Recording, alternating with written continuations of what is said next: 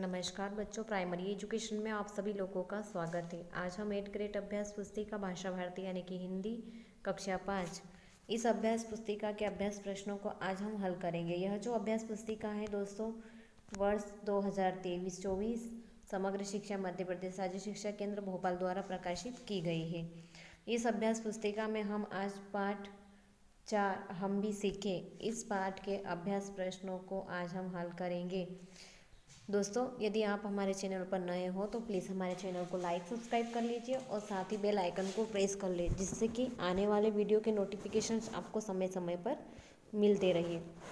आइए दोस्तों, अब हम पाठ को शुरू करते हैं। पाठ 4 हम भी सीखे। हम भी कुछ सीखे। क्या करना सीखे इस पाठ में हम बताएंगे आज। बहुविकल्पीय प्रश्न नंबर पहला, हमें त्याग का संदेश कौन देता है? त्याग का संदेश कौन देता है? तो उत्तर ऑप्शन डी वृक्ष। वृक्ष हमें त्याग का संदेश देते हैं, क्योंकि वृक्ष अपने न तो फल खा सकते हैं और न ही वो देते तो फूल भी है, फल भी है, बाकी वो खाते नहीं है, वह दूसरों को ही त्याग कर देते हैं। प्रश्न नंबर दूसरा, हम मेहनत करके सभी के जीवन में नया उजाला ला सकते हैं। वाक्य में विशेषण शब्द कौन सा है? तो उत्तर ऑप्शन नंबर सी उजाला। उजाला जो है वह क्या है? विशेषण शब्द है। प्रश्न नंबर तीसरा, अति लघु उत्तरीय प्रश्न, भोजन के लिए अन्न कहाँ से उगाया जाता है? तो उत्तर भोजन के लिए अन्न खेतों से उगाया जाता है। प्रश्न नंबर चौथा, मिट्टी शब्द का पर्यायवाची शब्द लिखिए। मिट्टी का जो पर्यायवाची होता है वह धूल या माटी होता है। प्रश्न नंबर पाँचवा, यदि सूरज नहीं होता तो क्या होता है? सब जगह अंधेरा होता, अनाज फल पैदा नहीं होते और रात और दिन भी दिन नहीं होता। प्रश्न नंबर छठा, पथिक शब्द का बहुवचन लिखिए। पथिक का बहुवचन क्या आ जाएगा? पथिकों।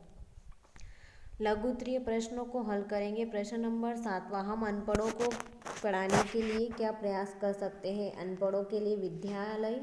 उत्तर अनपढ़ों के लिए विद्यालय, शिक्षण संस्थान, शिक्षक पाठ्य सामग्री उपलब्ध करवा सकते हैं। अपना थोड़ा समय निकालकर पढ़ने के लिए उन्हें संबोधित, प्रेरित और उत्साहित किया जा सकता है। प्रश्न नंबर 8वां, निम्नलिखित शब्दों में से विशेषण शब्द छांटकर लिखिए।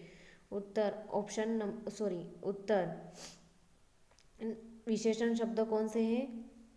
जलती, नंबर 1 जलती, नंबर दूसरा त्यागी, नंबर तीसरा अनपढ़, नंबर चौथा नया उजाला। यह क्या है? विशेषण शब्द है।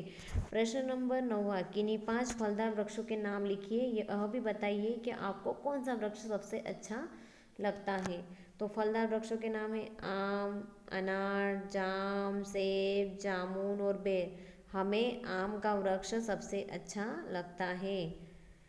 प्रश्न नंबर 10वां, नीचे दी गई कहानी को आगे बढ़ाइए। कहानी का नाम क्या है? जंगल की रानी रूठ गई। एक बड़ा जंगल था, उसकी एक रानी थी। वह सबके साथ नाचती, गाती, हंसती, बोलती, खाती, पीती थी। एक दिन जंगल की रानी रूठ गई। मोर ने जंगल की रानी से पूछा, रानी जी क्या हुआ? रानी नहीं बोली। मोर नाच दिखाया पर रानी नहीं नाची। मोर ने दूसरे जानवरों से कहा, जंगल की रानी बोलती नहीं, जंगल की रानी नाचती नहीं। इतने में कोयल आई, उसने रानी को गाना सुनाया। रानी ने कुछ नहीं कहा। कोयल ने कहा, जंगल की रानी बोलती नहीं, जंगल की रानी नाचती नहीं, जंगल की रानी गाती नहीं। यह सुनकर हाथी कुछ फल लाया और जंगल की रानी को फल खाने को कहा, परंतु जंगल की रानी ने फल नहीं खाया। हाथी ने जंगल की रानी को बहुत मनाने की कोशिश की, परंतु रानी बहुत नाराज थी। पर फिर जंगल के सभी जानवरों ने रानी को मनाने की एक साथ कोशिश करी, फिर रानी मान गई।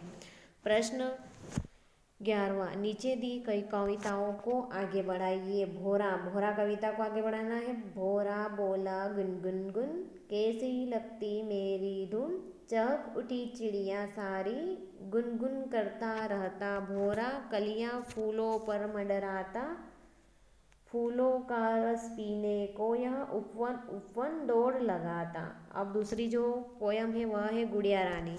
गुड़िया मेरी रानी है, बनती बड़ी सयानी है, गोरे गोरे गाल है, लंबे लंबे बाल है, आंखें नीली नीली है, साड़ी पीली पीली है, पड़ा गले में हार है, मुझे इससे प्यार है। प्रश्न नंबर 12, लोगों का पिछड़ापन कैसे दूर हो सकता है? उत्तर, पिछड़ेपन को दूर करने के लिए सर्वप्रथम आलस्य का त्याग करें, कर्मनिष्ठ बने, शिक्षा एवं कौशल प्राप्त करें।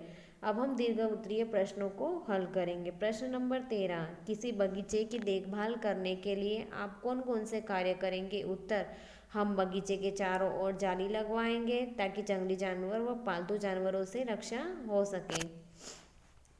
प्रश्न नंबर 14, तरु को त्यागी क्यों कहा जाता है? उत्तर, तरु को त्यागी इसलिए कहा जाता है क्योंकि तरु अपने फल फूल दूसरों को दान कर देता है, स्वयं एक भी फल नहीं खाता, अपनी लकड़ियाँ भी दूसरों को सौंप देता है, उसकी छाया प्राणी मात्र के लिए रहती है, तरु की छाल औषधि बनकर औरों के रोग दूर करती है।